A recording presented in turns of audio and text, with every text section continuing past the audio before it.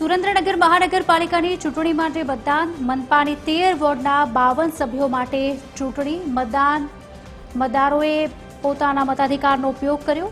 યુવાનો સહિત વૃદ્ધો, પુરુષો અને મહિલાઓએ મતદાન કર્યું।